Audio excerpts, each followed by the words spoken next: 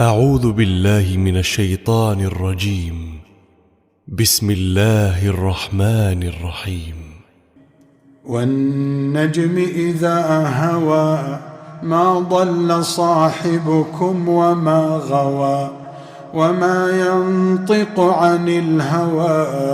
إن هو إلا وحي يوحى علمه شديد القوى ذو مرة فاستوى وهو بالأفق الأعلى ثم دنا فتدلى فكان قاب قوسين أو أدنى فأوحى إلى عبده ما أوحى ما كذب الفؤاد ما رأى أفتمارونه على ما يرى ولقد رآه نزلة أخرى عند سدرة المنتهى عندها جنة المأوى إذ يغشى السدرة ما يغشى ما زاغ البصر وما طغى لقد رأى من آيات ربه الكبرى أفرأيتم اللات والعزى ومناة الثالثة الأخرى ألكم الذكر وله الأنثى تلك إذا قسمة ضيزى إن هي إلا أسماء سميتموها أنتم وآباؤكم ما أنزل الله بها من سلطان إن يتبعون إلا الظن وما تهوى الأنفس ولقد جاءهم من ربهم الهدى أم للإنسان ما تمنى فلله الآخرة والأولى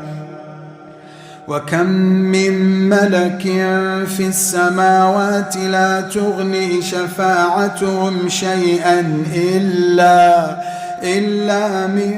بعد أن يأذن الله لمن يشاء ويرضى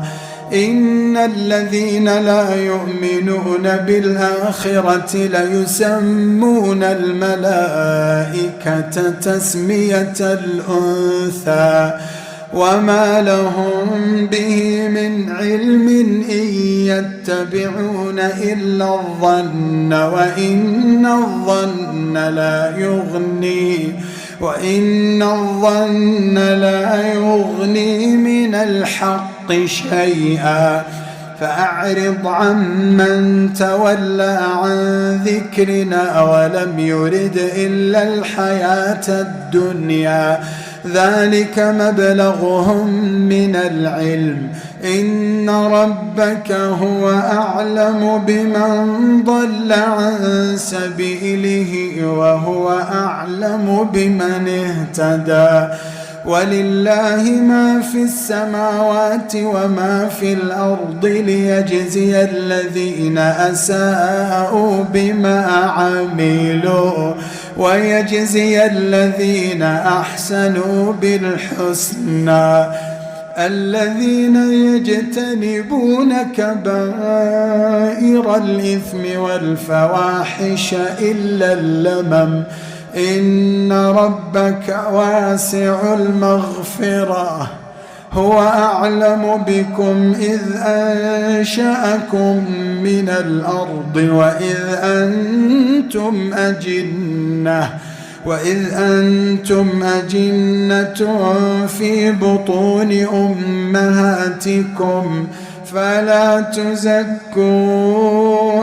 أنفسكم هو أعلم بمن اتقى أفرأيت الذي تولى وأعطى قليلا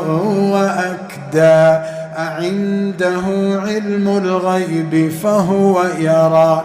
أم لم ينبأ بما في صحف موسى وإبراهيم الذي وفى ألا تزر وازرة وزر أخرى وأن ليس للإنسان إلا ما سعى وأن سعيه سوف يرى ثم يجزاه الجزاء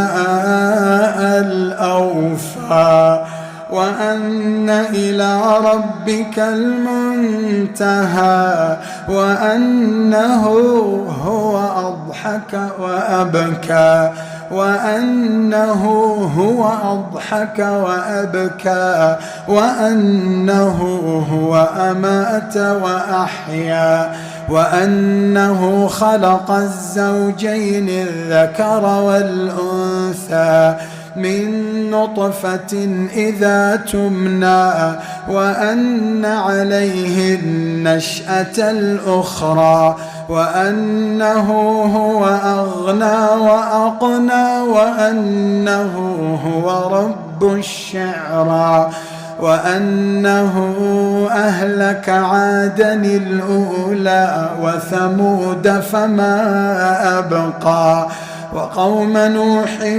من قبل إنهم كانوا هم أظلم وأطغى والمؤتفكة أهوى فغشاها ما غشا فبأي آلاء ربك تتمارى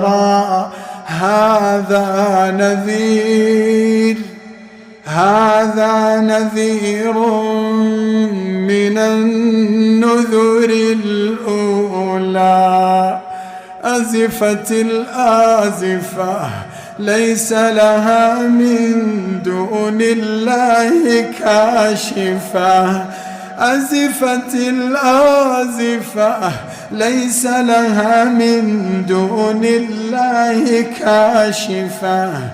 أفمن هذا الحديث تعجبون وتضحكون ولا تبكون وأنتم سامدون فاسجدوا لله واعبدوا